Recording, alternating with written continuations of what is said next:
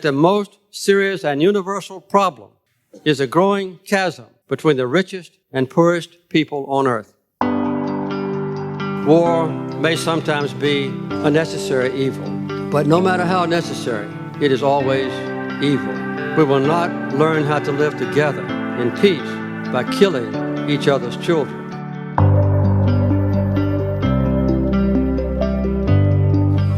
Our government must at the same time be both competent and compassionate.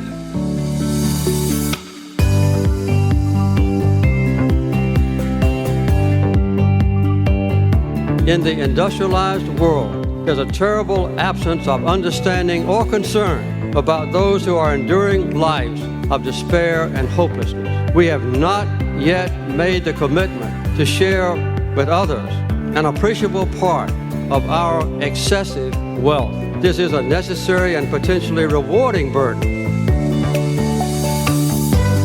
The struggle for human rights overrides all differences of color or nation or language. Those who hunger for freedom, who thirst for human dignity, and who suffer for the sake of justice, they are the patriots of this cause. The bond of our common humanity is stronger than the divisiveness of our fears and prejudices. This is Facts and Friends. Welcome to this Fox New from the top down, Fox New episode of the Facts and Friends podcast. I see what you did there. Quoting a little legal brief. My name is Meatball Tino, and joining me this week is my friend and co-host. Most of you know him as Wyoming's most sought-after and celebrated child marriage officiator, but I know him as Judson. Hello, Judson. Now that might be the worst one I've ever done. Yeah, that might be it.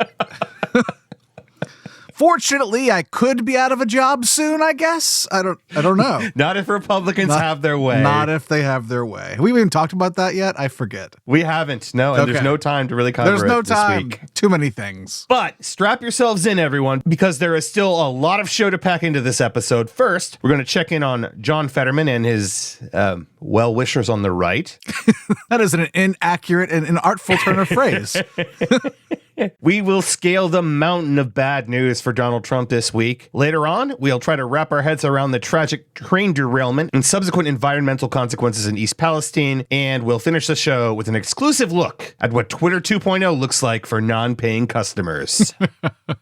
All right, let's get started. I'm sure you've all heard by now that first-term Senator from Pennsylvania John Fetterman checked himself into Walter Reed this past week to be treated for clinical depression. Yeah, I heard that. Yeah, my hat is off to him. I mean, it takes courage to seek treatment for mental health issues at all, much less if it's going to be a national news story. Oh, absolutely. Now, I'm not saying it should take courage, but sadly, mental health is still stigmatized in the U.S. Very much so. And it's funny to me that the people who freak out at every mass shooting about how it's a mental health care issue then never put any money into mental health care and immediately attack anyone who ever has to seek help for their mental health. I honestly wish we wouldn't distinguish between health and mental health, from like media to insurance companies to your relatives.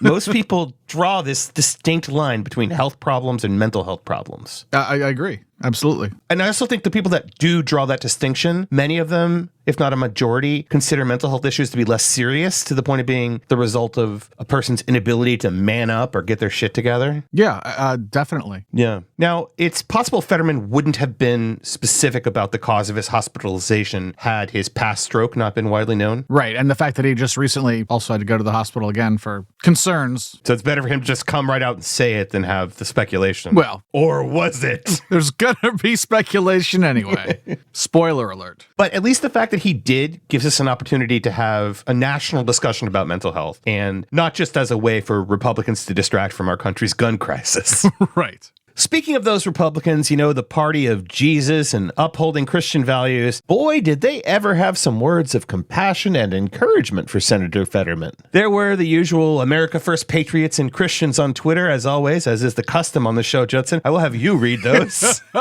Great. because the first one is John Fetterman is one weak-ass individual. Wow. Yeah, that's a nice tweet there, name that I can't read because its text is too small. Enzo, I think it says. Yeah, it was some burner account on Twitter. Enzo with a bunch of numbers. Yeah. And that Enzo is some weak-ass individual, wouldn't you say?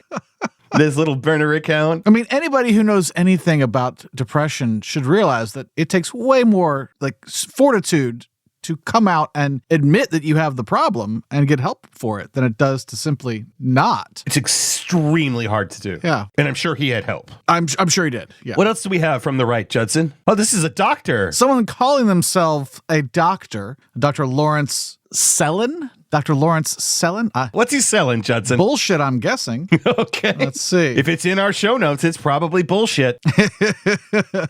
Suffering from clinical depression, Senator John Fetterman admitted himself to Walter Reed National Military Medical Center, whose staff can provide the most politically advanced, woke, and critical race theory-based treatments. Oh, my goodness. In addition to continuous IV infusion of COVID boosters. And that is a picture of Fetterman basically as like Frankenstein's monster, essentially. Oh, my God. So, yeah. Passionate Christians. Yep. And doctors, supposedly. Well, those are the nobodies. Let's listen to people we've heard of. Yeah. I have a feeling, the people that elected the vegetable senator from Pennsylvania, I have a feeling that a lot of the people that, cast those ballots probably couldn't tell you who's on the ballot for the Senate in He's Pennsylvania. back in the hospital, by the way. And I wish him well. I don't mean him. we do wish I don't him mean well. him any harm. Right. But I could see that a mile away, and I was criticized for being an ableist, meaning I'm discriminating against someone with disabilities for expecting a United States senator to have basic cognitive function. Absolutely. I don't think that's negotiable. No, it's You not. can call me whatever you want. Right. That's a no-brainer. And yet, it's terrible. It's the ability to do the job. Yeah. And we need someone that is thinking really well. That was Nepo Baby and star of the film Cocaine Bear, Donald Trump Jr., on his podcast with special guest Marjorie Taylor Greene. There's a lot in that little clip that I really there's too much to me to even talk about. But like Marjorie Taylor Greene saying that we need someone who thinks very well as a senator. By what standard are we judging thinking very well, Madam Space Laser? Don Jr. calling the guy a vegetable? And then saying he wishes him well. Yeah. Well, first of all, it was Oz who was the crudité guy. It's not Fetterman. And he had a stroke. People have strokes all the time. That in and of itself is not a disqualifying event. People have depression all the time. In fact, people who have strokes often have depression. Go figure. They've come face to face with their mortality. And are struggling through recovery. They're struggling to recover through, mental fog or whatever, after effects the stroke has left them with. And that can lead to exactly what Fetterman is experiencing right now. Even if he hadn't already had a predisposition to clinical depression, which apparently he might have had. Sadly, it's visual, but at that exact moment, he calls Fetterman a vegetable. That's right. The son of Donald J. Trump and brother of Eric. Yeah. Dunked on someone's cognitive health. Person, woman, man, camera, TV. In June of 1775, the Continental Congress created a unified army. Our army manned the airport. It ran the ramparts. It took over the airports. It did everything it had to do. This is the very definition of totalitarianism. The kidney has a very special place in the heart. Oh, I forgot how dumb he was. Next week on Throwing Stones from Glass Houses with Don Jr., he'll take that scumbag Hunter Biden to task for excessive drug use, shady business practices, nepotism, and womanizing. The fail son extravaganza that would be the Hunter versus Don Jr. Event. That would be impressive. I know he's gone after Hunter already. He's already thrown that stone from his glass house. Didn't he at one point say he wished his name was Hunter Biden because we could trade on his dad's name? Oh my your God. name is Don Trump Jr. What the fuck are you talking about? Well, I would rather be named Hunter Biden than Don Trump Jr. That was not the context in which he used it. I totally agree. Anyway, I got derailed there for a second. I'd apologize, but it was Mayor Pete's fault. Anyway, when Oh boy. when Junior calls Fetterman a vegetable, MTG looks positively aghast. I took a screenshot of the video and I put it into the show notes for you to see, Judson. Well, that is some fourth wall breaking right there. Wow. How would you describe that face? I have never seen Marjorie Taylor Greene so desperately wish she were somewhere else. Yeah, she looks mortified. Don Jr.'s looking at her and she stares right at the camera like, get me the fuck out of here. So, what do you think? Is she showing like a flicker of compassion? I think she's showing a flicker of calculation. Okay. Because she realized in that moment that this was not going to play well. That the lack of empathy shown by this guy was not going to look good for him or for her. Right. So, Well, Don Jr. just plowed ahead. as he is wont to do, generally through a pile of cocaine. Right. John Fetterman is a pretty intelligent guy. Post-stroke, he's had some difficulty with spoken communication. Sure. Doing it and comprehending it, which admittedly, it doesn't look great on television. Yeah. The optics of it are bad. At least so far, it doesn't seem to actually impair his ability to function. He needs a very minor, accommodation for like the debate where he needed a little bit of assistance there, or was asking for a little bit of assistance there. Also, I'm pretty sure both of those assholes in that clip and most of the Republican Party backed Herschel, I want to be a werewolf Walker for Senate. I believe that is correct. We'd have to check the tape, but I'm pretty sure that is what happened. Now, you kind of pointed this out. At least Marjorie Taylor Greene did promise never to run for Senate when she insisted one of the job requirements was the ability to, quote, think really well. I don't even know what she thinks that means. I don't either. She's just saying words. Well, Junior and MTG have competition for worst take on a fellow human being's medical crisis. Have a listen to this. What do you think of Giselle Fetterman, who pushed this poor man to run for Senate? Now he ends up in the hospital with clinical depression after already being hospitalized. I mean, is there a more twisted scenario than this? Frankly, cruel scenario than this? It feels very much like a Lady Macbeth situation, which she's very ambitious, and she used her impaired husband as the vehicle to achieve some of her ambitions. It's sickening. I mean, it's sickening and cruel. What sort of Eve ate the apple, Pandora opened the box bullshit did we just step into there? I don't know. Does Fetterman himself have no agency here? Is it because of the stroke that suddenly he can't make decisions for himself? That's the narrative she's spinning, along with misogynist white guy number 6 she had on the show. I don't even know his name. Right. I'm never surprised when the right goes out of its way to attack anyone on the left, particularly black and brown people and women. But sometimes they get really creative about it. This came out of nowhere. And Giselle is a philanthropist. She founded a nonprofit in Pennsylvania that provides low-income families with toys, diapers, clothing, formula. Oh, yeah, but they hate that. Yeah. Helping poor people? No. Was she giving it to those assholes in Ukraine? Unless she was just giving them bootstraps, that's not acceptable. That's the only thing you can give them. She co-founded another nonprofit focused on tackling food insecurity. She and her husband also opened the fucking pool at the lieutenant governor's mansion to low-income kids that don't have access to pools. I'm glad you finished that up because I was very confused what the fucking pool was at the lieutenant governor's mansion. It has a pool. It's like a lavish estate. Right. No, but the way you phrased it initially, before you got to the end of the sentence, I thought they had a pool specifically for fucking. The fucking pool. Yeah, I thought it was a pool specifically for sex. But I got it now. I didn't know you joined QAnon. I am a deep plant by the Cupid folks, apparently. Every week, we just keep adding to the list of evidence. Well, feeling we're going to unmask you in our season finale of season 3. I've been Tucker Carlson the whole time. Oof. At least just about nobody that watches Fox News knows the first thing about Lady Macbeth. Yeah, it was a weird reference. I agree. Choose your references more carefully. You're dealing with an audience with like the IQ of those coastal elites. They always attack, and yet then they drop like Lady Macbeth references. Like, come on, man. So does it come down to jealousy? Like so much of their contempt for the far smarter, far cooler, far more creative, far better liked and better looking left in this country? I don't know. I'm upset about these narcissistic spouses in Washington, D.C. There are many of them. And I think in the case of Giselle Fetterman, it's pretty bad. All these fawning articles about her in the thrift shops, and she's got a new platform. She and Jill Biden with the Vogue stories. Kellyanne Conway just came right out and said it. How dare magazines do cover stories on people who are famous or wealthy or whatever? They've never done that before. That's so weird. Here's another clip of another conservative voice complaining about Giselle. Well, all I hear all day long at school is how great Marsha is at this or how wonderful Marsha did that. Marsha.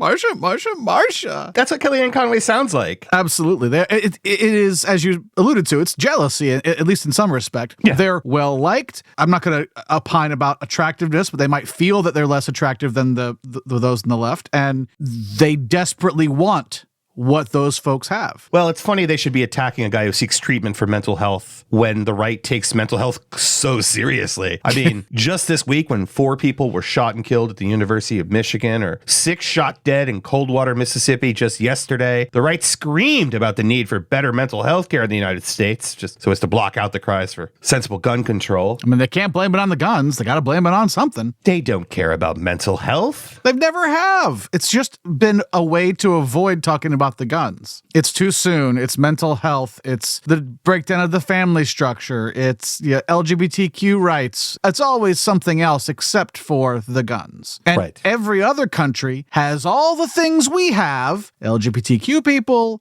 mental health issues, all those other things, except for the guns. And they don't have that shooting problem that we have. Absolutely. It occurred to me that newer listeners might be wondering why we're not devoting any considerable time to those mass shootings that I just referenced. Right. I just wanted to let them know that we've done shows on the epidemic of gun violence in this country before, and honestly, nothing substantive has changed. That never-ending loop of avoidable loss of life, thoughts and prayers, and then failure to take meaningful action persists. The Second Amendment has nothing to do with a person's right to own a gun, despite what the activist Supreme Court declared in 2008 in the Heller case. Agreed. So, fuck you and your guns, GOP. We'll be right back.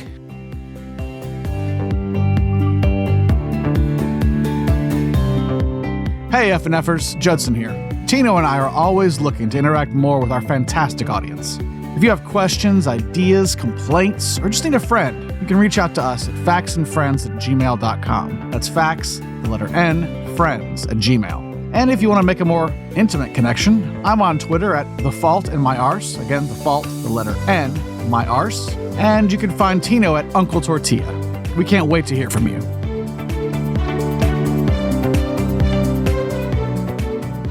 Okay, Judson, I hope you brought your Stetson and lasso because... Yeehaw! Ding, ding, ding, ding, ding, ding. Bong. For the latest in stable genius news, it's the Trump Roundup. Well, let's start with the small stuff and work our way up or down depending on who you ask. We learned last week that Team Trump turned over another classified folder. No documents, just the folder. And one of Trump's attorneys, you also heard, has confirmed that they handed over an empty classified folder found in Trump's bedroom after receiving a subpoena. I want to get your reaction to how Trump's attorney is explaining why it was in Trump's bedroom. He has one of those landline telephones next to his bed, and it has a blue light on it, and it keeps him up at night. So he took the manila folder and he put it over it so that it would keep the light down so he could sleep at night. Now let's go way out on a limb here and pretend for a second that that's true. Why It isn't, why would we do that? Why would we give them the benefit of the doubt? Let's just pretend. Okay, fine. Has he not heard of a sleep mask? Yeah. And how bright is this fucking phone light? I don't know. It doesn't make any sense to me at all. Also, I don't think there's a manila folder big enough to cover up the incalculable damage he's done and continues to do to our democracy. So sleeping at night, blue light or not, was really never on the table. Yeah, he doesn't really have any trouble sleeping at night. He doesn't have a conscience. He doesn't have that little voice in his head that would keep him up. My bad. You're right. Okay. Also, I don't think there's a phone or a light. I said we're pretending there is. We both know there's no phone or light. Sorry, go ahead. What I was going to say is this might have kept him up at night a few nights. Chrissy Teigen referred to Donald Trump as a pussy ass bitch. Yeah, you're right. If Trump is turning over an empty classified folder, wouldn't your first guess be that at best he kept the contents of the folder for himself, or that at worst his daddy Putin has them now? Yeah, I don't know what my first instinct is here, because at some point his excuse about all the classified documents being found was that he had taken some keepsakes home, right? Right. And this folder would clearly fall into that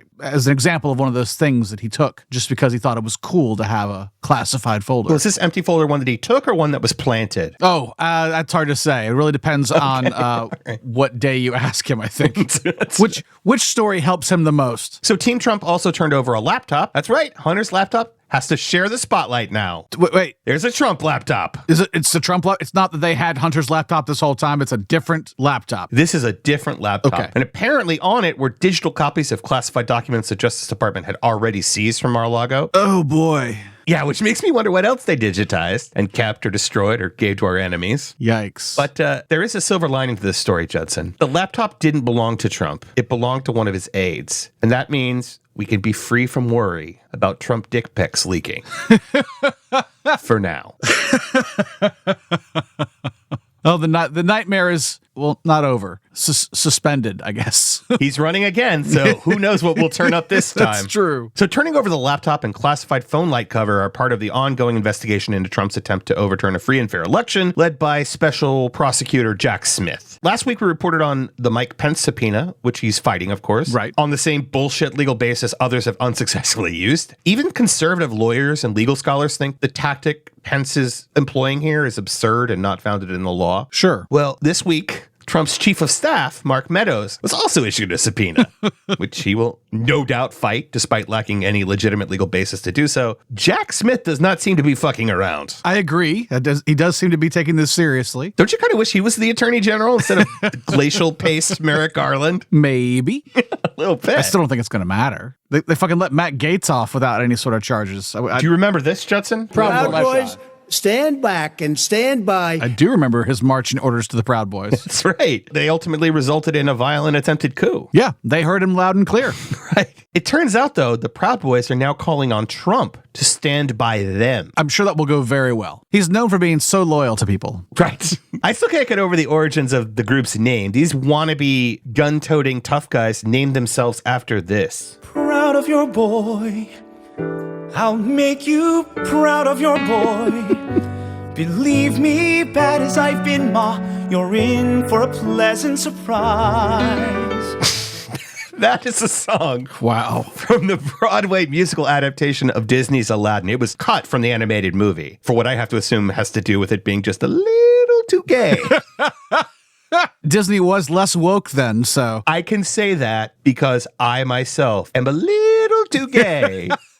And not a fan of musicals, so. But it does make me wonder, is the name of that group, the Proud Boys, is it itself a cry for help? I don't know. Maybe. You look at these guys, you listen to that, you look at these guys, you listen to that. Does not connect. It is very weird. That's where that is where they took their name from. I don't understand. I honestly still don't understand. Was there a secret white supremacy message in Aladdin? I don't And know. maybe that's why the song was cut. Isn't everyone brown in that movie? Not the genie. The genie's blue. Oh, right. Not the genie. Sure. But like, there aren't white people in that movie. And I don't understand what the Proud Boys even saw that they, I don't know. I don't get it. Sometimes, as you have called me, I'm like the conspiracy whisperer with these people, but like, I don't know where they're coming from with this. I don't know what any of this means. Anyway, Joe Biggs, one of the defendants in the Proud Boys seditious conspiracy trial, has had his lawyers draft a subpoena, which he hopes to serve Trump to force him to testify in the trial. Yeah, you're laughing. I said it'll go so well.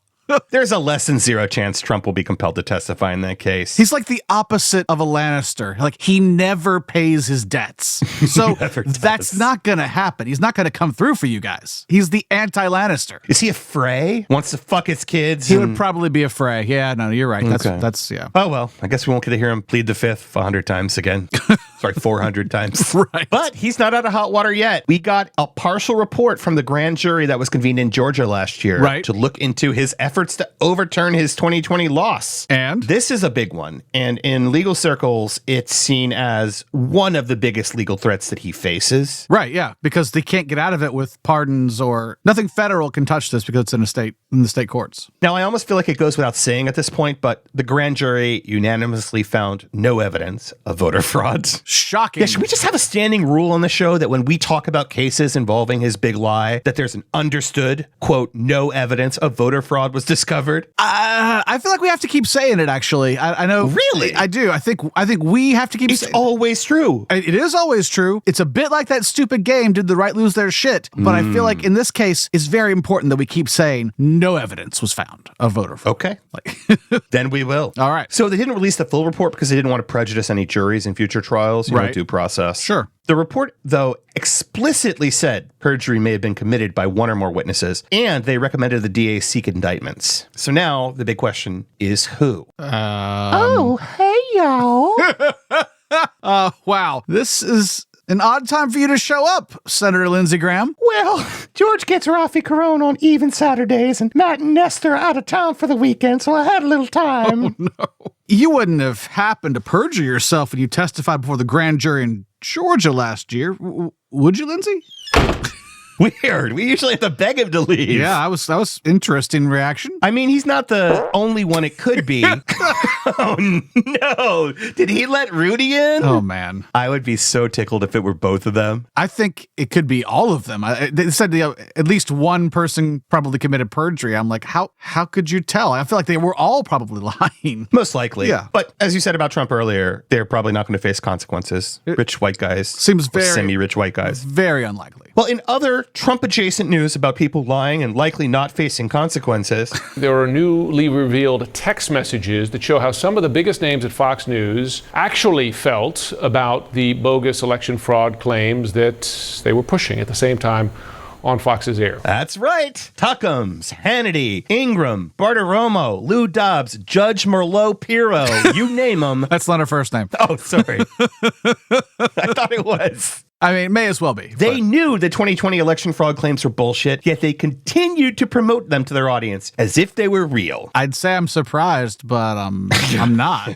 We learned this from a court filing in one of the many lawsuits against Fox News for lying about the 2020 election. This particular filing is from Dominion Voting Systems. What I'm most surprised about is that we actually found this out, I guess. So what did they say? Well, there was this fun text exchange between Tuckums and Laura Ingram. You want to read it? I mean, since I am apparently Tucker Carlson in disguise, I guess I should. That was a confession, everybody. That was a confession. Tucker said, Sidney Powell is lying, by the way. I caught her. It's insane. And then Laura Ingram replied, Sidney is a complete nut. No one will work with her. Ditto with Rudy.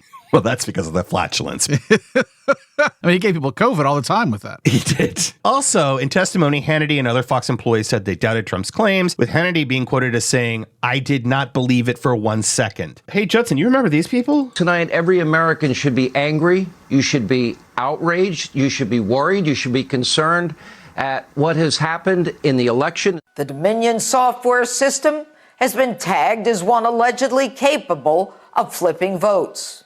And by the way, the states, as you well know now, they have no ability to audit meaningfully the votes that are cast because the servers are somewhere else. And with the assistance of Smartmatic software, a backdoor is capable of flipping votes. You just said it all. This is a Smartmatic, a Delaware entity registered in Boca Raton, Florida, activities in Caracas, Venezuela.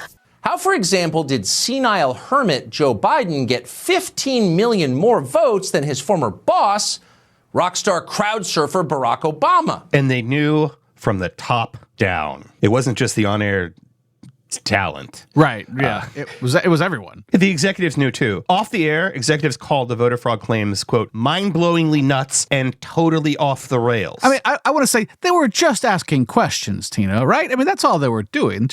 They were just posing hypothetical, just, making sure the system was, secure, right? They weren't. No, that's going to be their legal cover. That's going to be their excuse, yeah. Tucker also called for a Fox News reporter. It hurts to say those words in that order.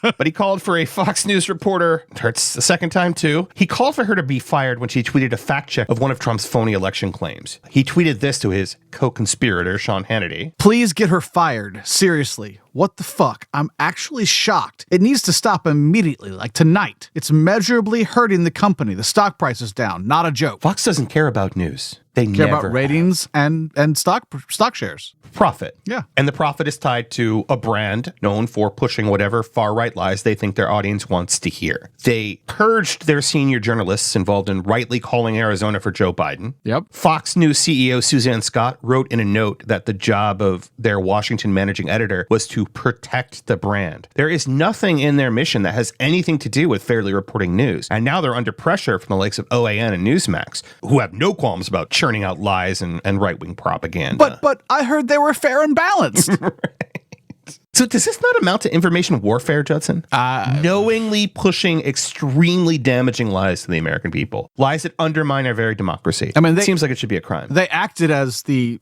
state media for the Trump administration. Right. Even to the point after he was out of office. Warfare is a strong word, but maybe that is the word we need to use there. Now, you might be able to convince me that Fox executives and on-air personalities just did it for the bottom line, but I don't think the why is as important as the what here. Right. I think there need to be consequences that extend beyond the financial. And I know that they're protected by the First Amendment, but should they be? Do you think the founders envisioned this scale and speed of information delivery? Definitely not. Yeah, you could weaponize speech in the 1700s, but it would have a very limited impact. In 2023, a lie can destabilize a democracy or start a war. I think you're right. It reminds me of the Second Amendment. Yeah, it does. That they had no concept of what damage could be done in so short a time with the tools available. We'll be right back. During this break, please enjoy a clip Judson really wanted to talk about. If only they'd had the time. You said that you're a trans woman. I trans female, yes, ma'am, sir. Do you have a penis?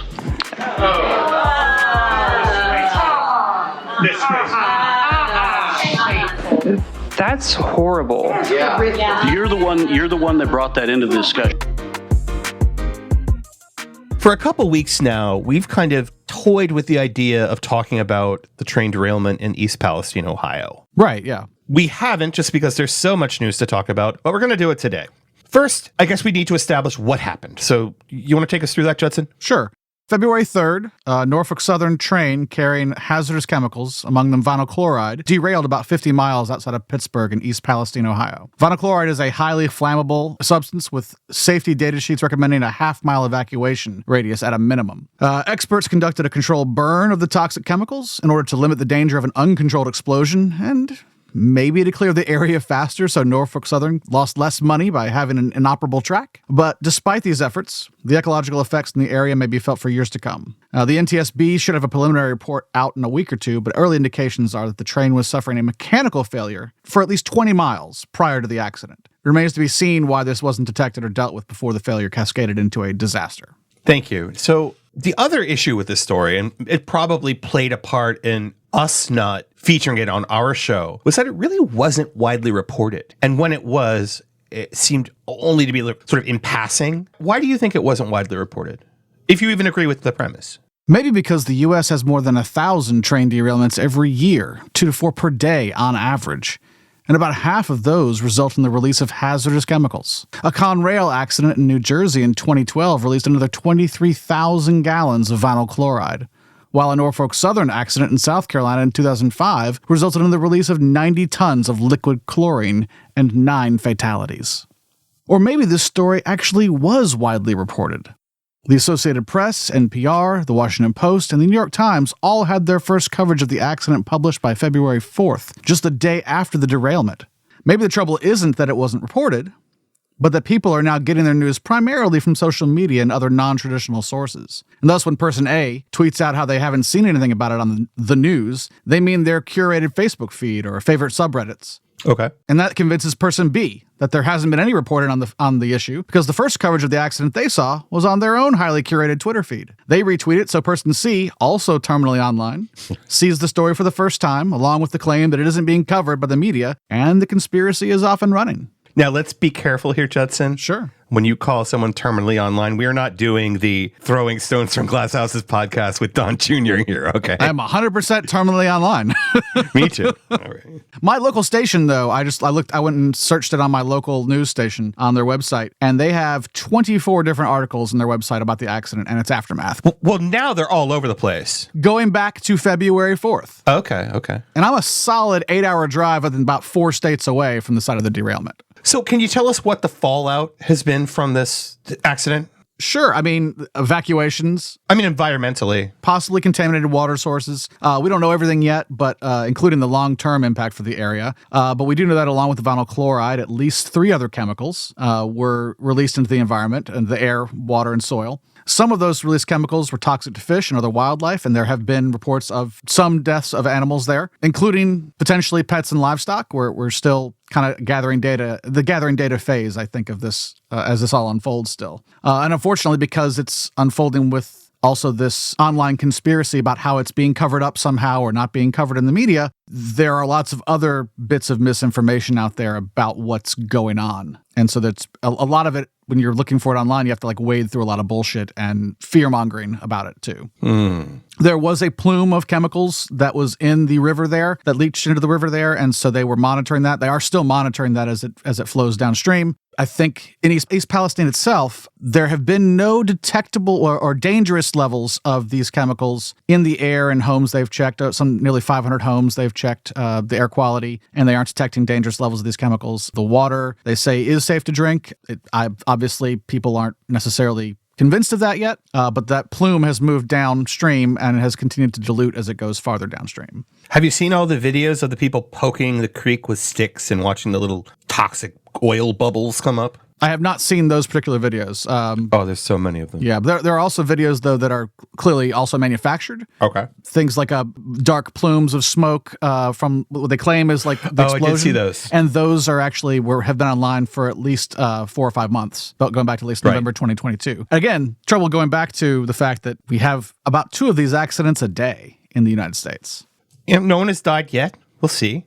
Some are calling it Chernobyl 2.0. It's not that. It's not that. I mean, anecdotally, residents have reported health problems like rashes, irritated eyes and lungs and things like that, as well as I said, like pets and livestock. It's unclear at this time if these are the effects from the initial exposure, from lingering detectable but lower than what they call dangerous levels of the chemicals in the region, or just, the understandable concerns of anxious people making connections where it's possible they don't actually exist. Right. The Ohio Health Department will be setting up a clinic in the area to help identify and address any medical issues that are attached to coming from this toxic exposure. Well, whenever there's some sort of tragedy in this country, we play the blame game. Yes, we do. And this one was interesting for me because there was a significant amount of overlap between the far right and the far left in terms of who they were blaming. The far right, Biden, Buttigieg, Obama, the Chinese spy balloon, Hillary's emails, you name it, right? Sure, laptop from hell, right. But the far left was blaming Buttigieg and Biden as well. That's not surprising to me because those are like 2 of the most, I would say, centrist Democrats. Pretty centrist Democrats, yeah.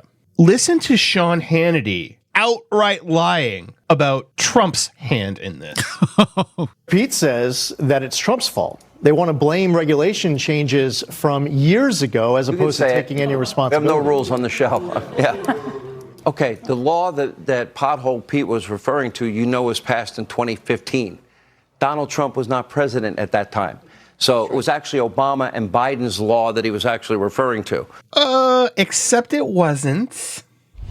Regulations meant to increase the safety of trains carrying oil are going away. The Trump administration rolling back those Obama-era rules. And that's causing alarm from lawmakers in both Oregon and Washington. Our Eileen Park joins us now live to explain what's going on here. Jennifer and Jeff, 2 years ago, the Obama administration said that trains carrying highly explosive liquids must have electronically controlled brakes installed by 2021. But those brakes are expensive, and the U.S. Department of Transportation now says the costs exceed the benefits. That second piece of audio was from 2017. It was a local Ohio affiliate. Yeah. It was a law passed to make things safer under Obama. And then rolled back under Trump. Right. And admittedly not reinstated by Biden. And I do think that along with Trump, they do share some of the blame. Yeah, buck stops there. But you're also looking at it's an entirely Republican controlled state that this happened in. Biden even called their governor, DeWine, and this is what DeWine said. Look, the president called me and said, anything you need, I have not called him back. Okay. What a dick. Such a dick. I think, to be fair, I think after that he did thank Biden for helping. Sure. But you've got the far right, Hannity among them, claiming that the federal government is refusing to send FEMA there and refusing to help them. They've offered, resources are available, and Ohio's like, now we got this. It's fine. Because it happens every day, I guess. Right. Obviously, there's blame enough to go around, but I think ultimately, and who's responsible for the cleanup, or should be responsible for the cleanup, is going to be Norfolk Southern. They shoulder most of the blame for this. Not all of it, but most of it. Well, basically what happened was a bearing on one of the wheels seems to have given out. But there's evidence from 20 miles prior down the track that it was already like on fire, like underneath the train, there was a clear like heat source, a glowing source under the train, indicating that bearing was failing already. So it might have gone on this bad wheel for 20 miles before it derailed, or maybe even more. And it's possible, I mean, these train companies are always trying to cut costs, and so there's fewer employees working the train, able to monitor things. They didn't want to take the added expense to install the electronic control brakes. There's a variety of things where they're trying to save a dollar here and there, and it's capitalism. I mean, that's what's to blame, at least in some respects. Absolutely. Capitalism plays a big part in this. And these Washington politicians, Democrats and Republicans, who will never be personally impacted by these disasters. They'll play their games in Washington, pass legislation, roll back legislation, never considering the actual on-the-ground human and environmental costs when things go wrong. Absolutely. Well, we want to be helpful, so at the very least, we thought we'd end with some resources you can turn to help the people in East Palestine. If you go to theclevelandmoms.com/ways to help East Palestine, Ohio residents, you'll see the resources. So please help if you can, but also let's be reasonable about what happened, how serious it is, and who's responsible. We'll be right back.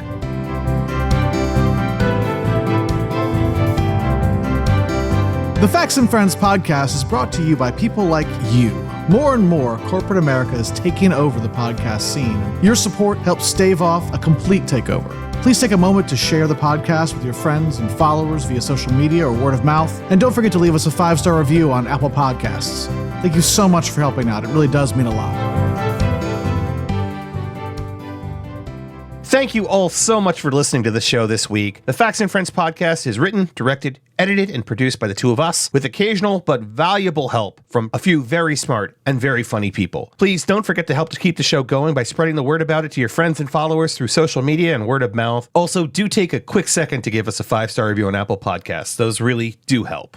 All right, let's dive into this morass of ego, insecurity, and incompetence that is our closed topic this week. The Trump administration. Nope. Twitter. Oh, that morass of ego and competence. And okay. A lot of overlap there. I think it's fair to say that both of us, and we kind of touched on this earlier, but both of us spend more time than we'd like to on Twitter. Way too much time. It was true before Space Karen bought it. But my guilt, at least, has intensified since he did. Yeah.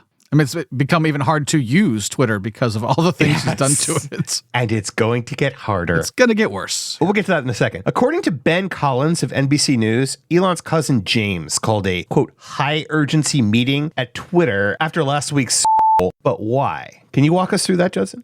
Yeah, I can. Per an excerpt of an article about the situation that was shared by Ben Collins. At 2:36 on Monday morning, James Musk sent an urgent message to Twitter engineers. Quote, "We are debugging an issue with engagement across the platform," wrote Musk, a cousin of the Twitter CEO, tagging @here in Slack to ensure that anyone online would see it. "Any people who can make dashboards and write software, please can you help solve the problem? This is high urgency. If you're willing to help out, please thumbs up this post."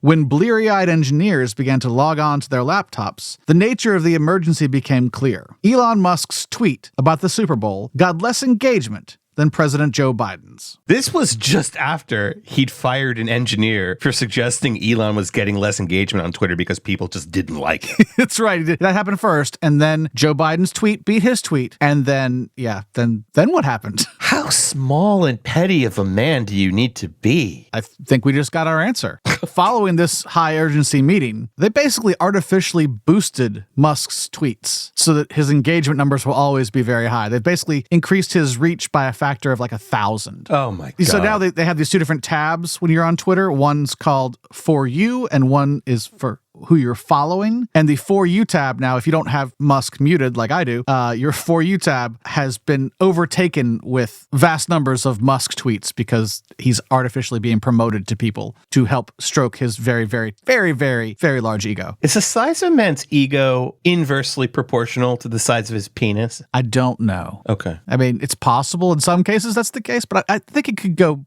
It could go both ways. Well, while Elon's main mission with Twitter is clearly making sure he's fooled into believing he's well-liked and respected, he does have a secondary objective, and that's making Twitter profitable. Unfortunately, he's not terribly smart and has no idea how to do that. It's a terrible job. Terrible job. Which is why I got this message when I opened Twitter on my phone this morning. Big, bold letters. You must remove text message two-factor authentication. Only Twitter Blue subscribers can use the text message two-factor authentication method. It'll just take a few seconds to remove it, blah, blah, blah, blah, Blah-bitty, blah, blah, blah. Yep. What a wonderful idea, Judson. Motherfucker, are you out of your damn mind? Hey, now, Wesley. I don't think you've ever said that to me before.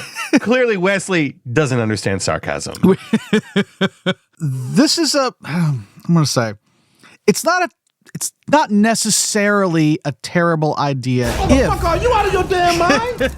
If they were sunsetting all of the text message two-factor authentication in favor of app-based solutions that are more secure. But what they're actually doing is keeping the weaker SMS two-factor authentication available only for people who pay them. It's so bad that we can't use it anymore. That's their excuse, is they're making it safer for us by pushing us off onto other modes of authentication. But they're still letting the paying customers use the crappy version of two-factor authentication for some reason. What it really comes down to is they get charged money by companies that provide this service, the SMS two-factor authentication. They're trying to save some money by kicking off most of their users from this service that they pay for. Well, you're not going to believe this, Judson.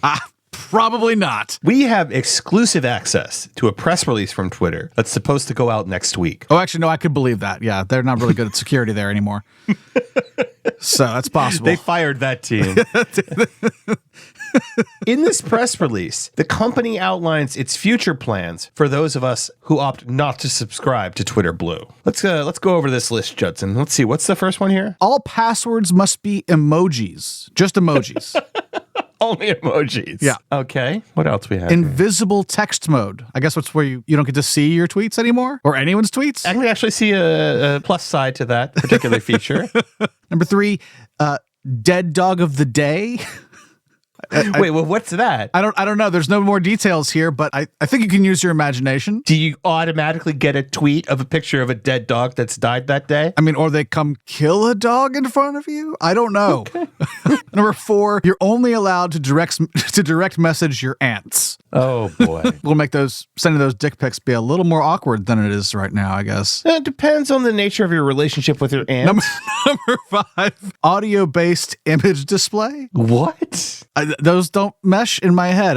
Does that mean like every image someone posts, you have like Elon Musk loudly describing what you're looking at? I assume they were hiring you to paint word pictures of what people were looking at. I would not work for Elon Musk, but that would be a fun job. That'd be a fun job, yeah. Number 6, intermittent keyboard stroke registration. What? I think it means your keyboard only would work sometimes. It's like unless you re-registered it? I don't know. Maybe it just didn't. Yeah, I don't know. Okay, what's number 7? Number 7, no tweeting on Thursdays. Number 8, or Fridays.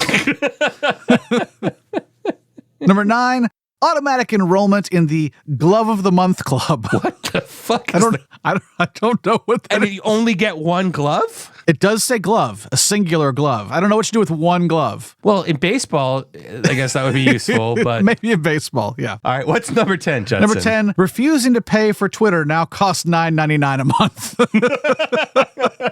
So you can either pay us $8 or we're just gonna debit you $10 straight from your account that you've probably got linked to Twitter somewhere, your Venmo or your Cash App. I wouldn't be surprised if any of these things come to pass. That is our show for this week. Thank you all so much for listening. We will see you next week when we'll be joined by a very special guest. Ooh, teaser. Excellent. Teaser. Yeah. Take care, everyone.